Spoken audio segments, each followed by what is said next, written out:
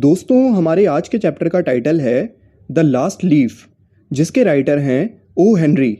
दोस्तों ये स्टोरी काफ़ी इमोशनल स्टोरी है, तो आइए दोस्तों शुरू करते हैं। दोस्तों सुई और जॉन्सी नाम की दो यंग आर्टिस्ट थी जो कि एक छोटे से फ्लैट में रहती थी। ये छोटा सा फ्लैट एक पुरानी बिल्डिंग के तीसरे माले पर था। नवंबर की सर्दियों में अचानक जॉन्सी बीमार पड़ गई। उसको निमोनिया हो गया था।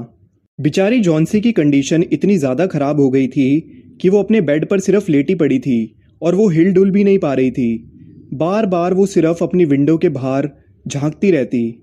सुई उसकी फ्रेंड उसके लिए काफ़ी ज़्यादा चिंतित थी। सुई ने डॉक्टर को बुलाया।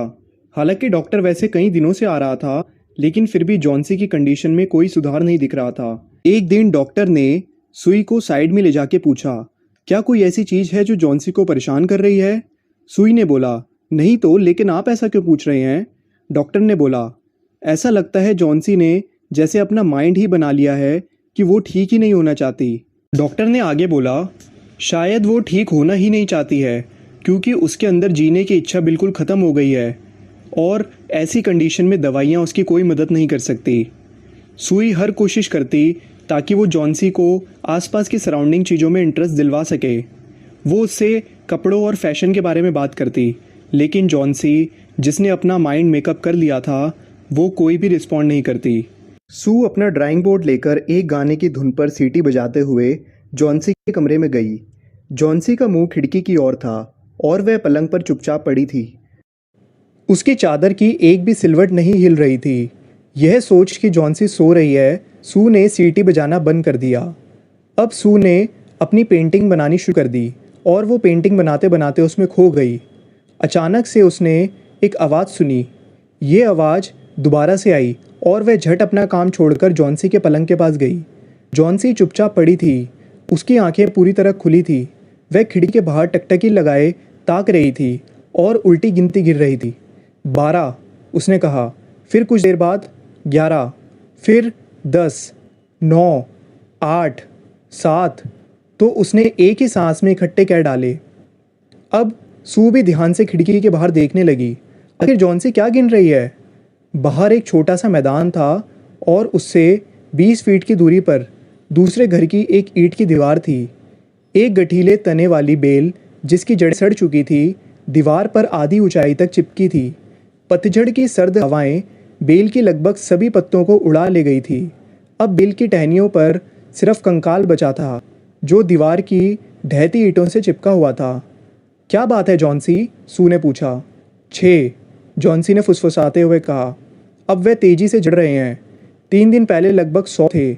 उन्हें गिनते गिनते मेरा सर चकरा गया था, परंतु अब गिनना आसान है। लो, एक और गिर गई और अब केवल 5 बची है। 5? क्या? कुछ तो बताओ जॉन्सी। पत्तियां उस पुरानी बेल पर तुम देख नहीं रही हो?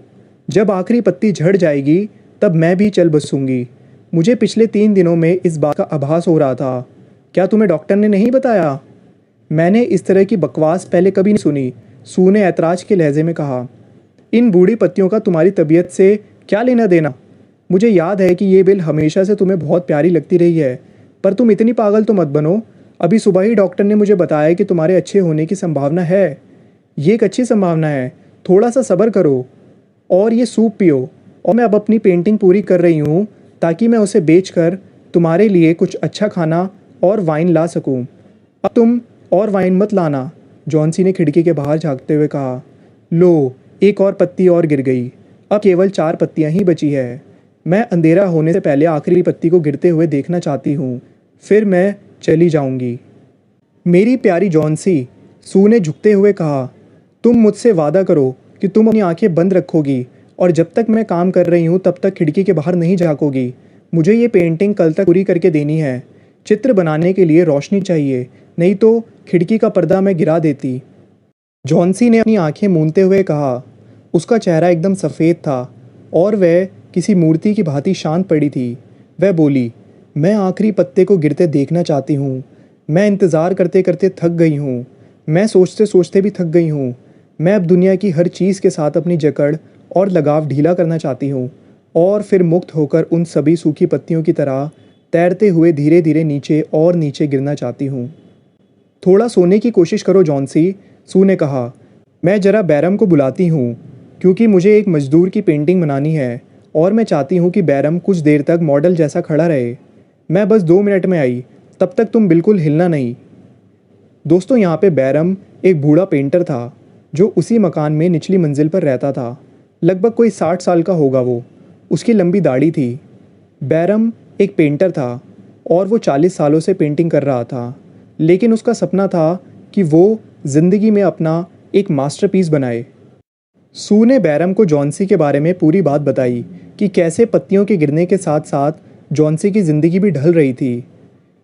बैरम ने बोला, कैसे कैसे बेवकूफ़ लोग हैं इस दुनिया में जो सिर्फ इसीलिए मरना चाहते हैं क्योंकि किसी सूखी बेल की पत्तियां झड़ रही हैं।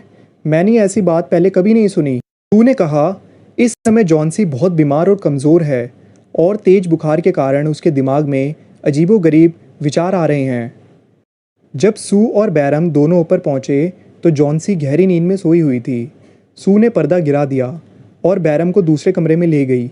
वहाँ वह दोनों सहमे हुए खिड़की के बाहर उस बेल को घूरने लगे। फिर वह एक क्षण के लिए बिना बोले एक दूसरे को देखते रहे। बाहर ठंडी बर्फ़ पड़ रही थी और लगातार बारिश हो रही थी। जब सुबह सू सोकर उठी तो उसने जॉन्सी को फटी आंखों से खिड़की के हरे पर्दे को ताकते पाया। पर्दा उठाओ, मैं बाहर देखना चाहती हूँ, जॉन्सी ने धीरी आवाज़ में आदेश दिया। अनमने दिल से सू ने उसका पालन किया। वाह, सारी रात भयानक तूफान और भीषण हवाओं के बावजूद उस ईंट की दीवार में बेल पर अभी भी एक पत्ती लटकी थी। पत्ती तने के पास हरी थी, परंतु उसकी दंतीली किनार उम्र के साथ साथ पीली पड़ चुकी थी। वह सहमी पत्ती अपना सारा साहस बटोरे अभी भी ज़मीन से कोई 20 फीट ऊपर लटकी थी। ये आखिरी पत्ती है, जॉन्सी ने कहा। मैंने सोचा था कि ये निश्चित ही रात को गिर जाएगी। मैंने हवा के तेज़ झोंकों की आवाज़ सुनी थी। यह पत्ती आज तो अवश्य ही गिरेगी और तब मैं चली जाऊंगी। जॉन्सी, सू ने अपने मुरझाए चेहरे को तकिए में छुपाते हुए कहा, अगर तुम अपने बारे में चिंतित नहीं हो तो कम से कम मेरे बारे में तो सोचो। तुम्हारे बगैर मैं क्या करूंगी? जॉन्सी ने कोई आंसर नहीं दिया। दुनिया में सबसे अकेली आत्मा वह होती है जो किसी दूसरी अनजान दुनिया में जाने की तैयारी में हो। कैसे कैसे करके वह दिन ढला। शाम की धुंधली रोशनी में उन्हें अभी भी वह आखिरी पत्ती साफ दिखाई दे रही थी। रात होते ही दोबारा से हवाओं ने अपना तांडव शुरू कर दिया और तेज बारिश की बूंदें लगातार खिड़की के कांच से टकराकर गिरती रही। जैसे ही सुबह हुई और थोड़ा उजाला हुआ, वैसे ही जॉन्सी ने खिड़की का पर्दा हटाने का आदेश दिया।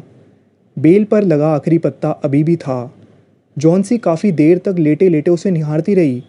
फिर उसने सू को बुलाया, जो कि चौके में गैस पर चिकन सूप बना रही थी। मुझसे बहुत बड़ी गलती हुई है सू, जॉन्सी ने कहा। न जाने क्यों वह आखिरी पत्ती अभी भी वहाँ है। वह पत्ती मेरी दुष्टता बताती है। मैं मरने की सोच रही थी, जो कि एक पाप है। मैं कितनी बेवकूफ़ थी। अब तुम मेरे लिए एक थोड़ा सा चिकन सूप ले आओ और साथ में एक कप दूध भी। हाँ, उससे पहले ज़रा आईना तो देना। फिर मेरी पीठ के पीछे कुछ तकिए की टेक लगा दो जिससे मैं तुम्हें खाना बनाते हुए देख सकूं। शाम को जब डॉक्टर आए तो सू उन्हें दरवाजे तक छोड़ने आई। अब जॉन्सी की कंडीशन में इम्प्रूवमेंट है, डॉक्टर ने सू से हाथ मिलाते हुए कहा। अगर इसकी अच्छी देखभाल होगी तो ये अवश्य जीत जाएगी। अब मैं नीचे जा रहा हूँ जहाँ एक और मरीज़ को देखना है। वो एक बूढ़ा आदमी है, शायद उसका नाम बैरम है, शायद कोई आर्टिस्ट है। उसे अभी भी निमोनिया हो गया है। उसकी हालत बहुत ज़्यादा क्रिटिकल है और उसके बचने की कोई उम्मीद नहीं है। उस शाम जब सू जॉन्सी के पास गई तो वह पलंग पर बैठी इत्मीनान से ऊन का एक मफलर बुन रही थी। सू ने अपना हाथ उसके कंधे पर रखा। मुझे तुम्हें कुछ बताना है, उसने कहा। बैरम का आज अस्पताल में निमोनिया से देहांत हो गया। वह केवल 2 ही दिन बीमार रहा। मकान के चौकीदार ने पहले दिन सुबह बैरम को उसकी कोठरी में तकलीफ़ से तड़पते हुए देखा। बैरम के कपड़े और जूते एकदम गीले पड़े थे और बर्फ़ की तरह ठंडे थे। किसी को कुछ नहीं पता था कि वह उस तूफ़ानी रात में कहाँ गया था। फिर उन्हें एक लालटेन मिली जो तब भी जल रही थी। वहाँ एक सीढ़ी भी मिली जिसे अपनी जगह से सरकाया गया था। उन्हें पेंट करने के कुछ ब्रश भी इधर उधर बिखरे हुए मिले और एक प्लेट भी मिली जिसमें हरा और पीला रंग मिला हुआ था। जॉन्सी, अब जरा तुम खिड़की के बाहर उस आखिरी पत्ते को देखो। क्या तुम्हें कभी हैरानी नहीं हुई कि वह पत्ता इतनी तेज हवाओं में भी क्यों नहीं हिलता या फड़फड़ाता है? मेरी प्यारी जॉन्सी, ये आखिरी पत्ता, ये लास्ट लीफ बैरम का मास्टरपीस है। उसने उसे उस रात को पेंट किया जब बेल का आखिरी पत्ता नीचे झड़ चुका था। तो दोस्तों, यहाँ पर स्टोरी ख़त्म होती है। उम्मीद है आपको इस वीडियो